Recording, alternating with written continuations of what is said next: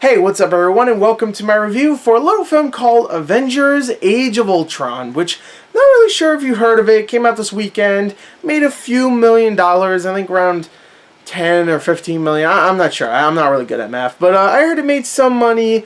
When I went to go see it, there wasn't that many people, only about like 600, but not too many. So I found a seat pretty easily. You know, I showed up about 4 hours early, but you know, I found a seat pretty easily for the most part. But I was really looking forward to seeing this film because, first of all, I saw this trailer, which the trailer was great, really fun, really good trailer, well directed, well edited, good job.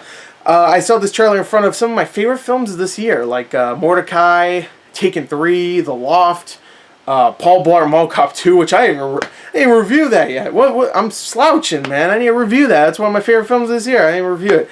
And, I mean, just some great films. And, two, it has some of my favorite superhero characters out there. And, I mean, you know me. DC is my favorite company out there. And DC graphic comics are some of my favorite graphic comics of all time. So I couldn't wait to see some of my favorite DC characters, like Captain Freedom, Iron Guy, The Amazing Bulk.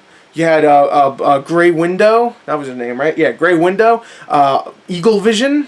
He's my favorite. And, of course, everybody's favorite, the hammer thrower guy. What was his name? Viking Man? Was that his name?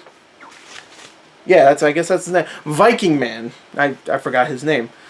He's probably my least favorite. But anyway, I was really looking forward to it because of those two reasons. Because I saw the trailer in front of some of my favorite films, and it had some of my favorite superheroes from the DC graphic comics. So, what did I think of the Avengers Age of Ultron? Let's talk about it with the actual review.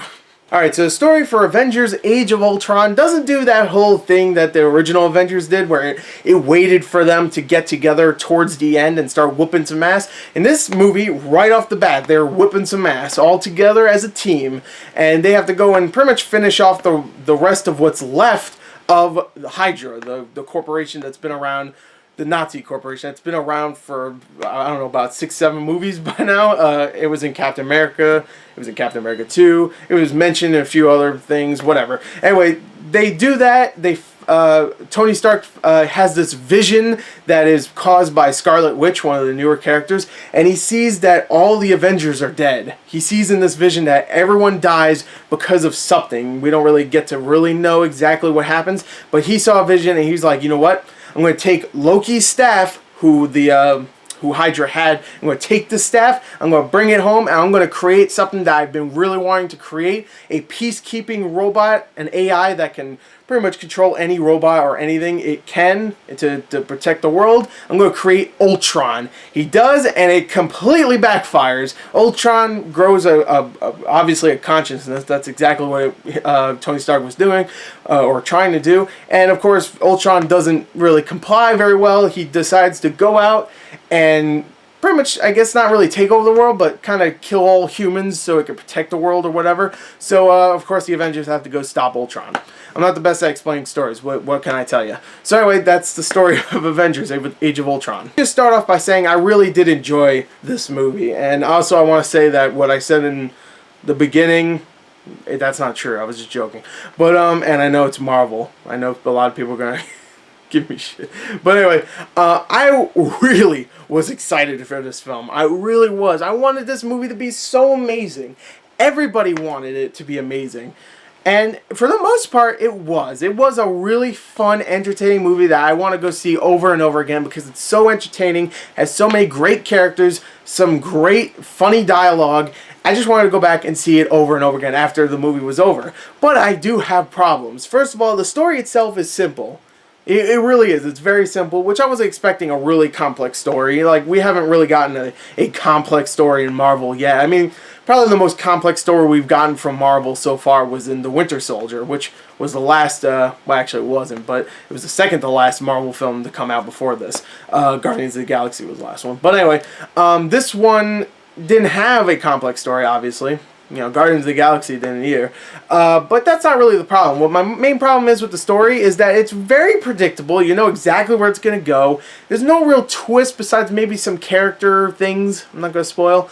But for the most part, you know what's going to happen to the overall plot. You know where it's going to go. And I have to admit, even though I like Ultron as a villain, and I think James Spader is fantastic in here as the voice of Ultron. I don't know if he did the mocap, probably not. But he is great in this. I will say this. I was getting Ultron. I was getting Mandarin flashbacks, which if you haven't seen Iron Man 3, I won't spoil it, but let's just say Mandarin was not only a huge disappointment, but kind of an insult to me personally, because I was really looking forward to seeing that Mandarin character, because so far Iron Man, in my opinion, never had a really good villain. Like the first two movies didn't, and even Avengers didn't really have an amazing villain against. I mean, it didn't really. Like, Loki's an amazing villain because he has a lot of personality, but to be fair, he really wasn't the main villain of the Avengers. But I was really looking forward to that, and the Mandarin was such a big disappointment and such a huge, like kick in my face. I was like, oh god. And I was getting little glimpses of that here, because Ultron was deadly serious at first, and then he was cracking jokes, he was making silly remarks and even silly faces at times, but for the most part, that actually added to his character. I will admit, it added to his character. He had a lot of personality. You understood why he was doing this stuff, and he was still a menace. He wasn't like Mandarin, where he was just a stupid joke. In this movie, he's joking here and there, but then he'll cut off some dude's arm, or he'll completely shoot Iron Man into a wall or something. He's never just a guy that goes, "There, I'm making funny jokes," and then gets his ass whooped. You know, well, actually, there's a couple parts like that, but for the most part, he is an actual threat, which I enjoyed. I just had those moments where I was like, oh no, Joss Whedon, don't do what freaking Shane Black did. Please don't. And he didn't, which is good.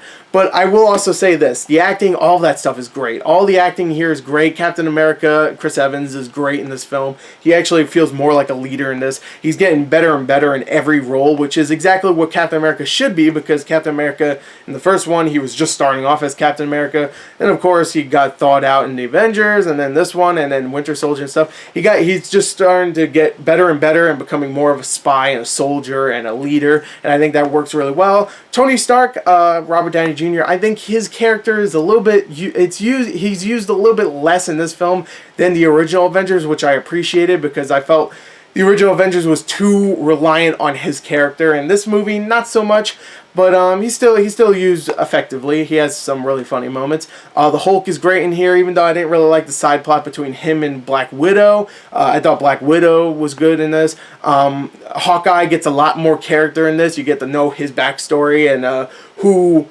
who's special in his life, I guess you could say. You get to know way more about him than I thought you would ever get to know about him, I will admit. But I guess maybe Joss Whedon learned from the first movie, where most of the film he was just a mind-controlled guy, and he decided, alright, you know what, let's make him a main character, and let's give him a lot of backstory. And they did a good job there. Good job. And Thor is good too, but we don't get to see too much of him. We get a really weak side plot with him, which is leading up to Thor Ragnarok, which felt very forced. Should have been cut out of the film, to be fair. I mean, to be honest. But it was there. It didn't take up too much of the time.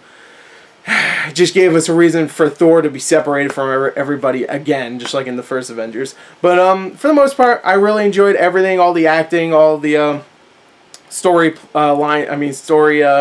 sections here and there. I enjoyed most of them, even though I didn't like some of the side plots. I really, really enjoyed the action. The action was amazing in this film. Very well shot, very well directed, amazing special effects. Some really, truly fantastic shots in this film. You probably already know this shot, even if you haven't seen the film, which most likely you've already have seen this film, or you're trying to at least. There's that one shot at the end of the film where all of them are fighting in this church, and they're all fighting. You see the camera slowing down and the music's playing. You see Captain America flipping around and the Hulk's destroying a robot and Scarlet Witch is doing all this stuff. And it's amazing. It truly is. It's one of the best action scenes I've seen in quite a long time. And there's so many great scenes. It doesn't. I just realized this. The two best action scenes of this year involve a church. This one and in Kingsman: The Secret Service. I just realized that. So if you want to have an awesome action scene, I guess you do it in a church. Just do it in a church. You're going to have a pretty good action scene.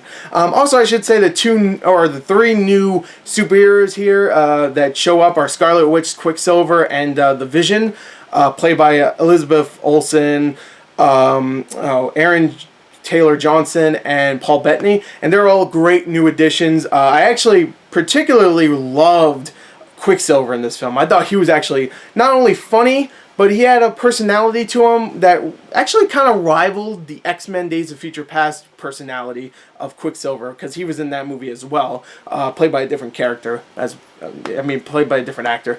And I thought he actually rivaled the personality. I actually really liked Aaron Taylor Johnson in this. I think it's probably the most likable he's been in a very long time.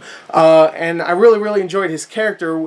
And I'm not going to spoil anything. I'll just say there's a part with his character that I really didn't like. If you saw the film, you know what I'm talking about. But also, Elizabeth Olsen's great as Scarlet Witch. She's badass in this film. There's a couple moments where she just goes nuts, and her character is creepy at first, and then later on she just becomes straight up a badass. And the Vision is a great addition as well. Paul Bettany, I'm glad that guy's getting more roles. I love that guy. And yeah. I don't have anything else to say about this film. If you want me to go more in depth and more like fangasm, like whoa, I did a Gorecast episode with my friend Gerard where I reviewed this film for about an hour. We talked about this movie, and a bunch of Marvel stuff that's happening in the future. So if you want to really hear me go whoa and all that stuff about this film, then go check out that review, that Gorecast. Actually, it's my podcast if you don't know. But anyway, that's it. That's all I have to say about this film. I really loved it. I really did. It's an amazing film. I loved it. I loved it. But I have problems. So I'm going to give it a 36 out of 40. That's still a 9 out of 10. That's an amazing score. So you don't give me shit. I think it's the same score I gave Kingsman. And those two are actually my favorite films of this year so far. So there you go. So anyway, thank you. I hope you enjoyed it. And until next time, I love you. Goodbye.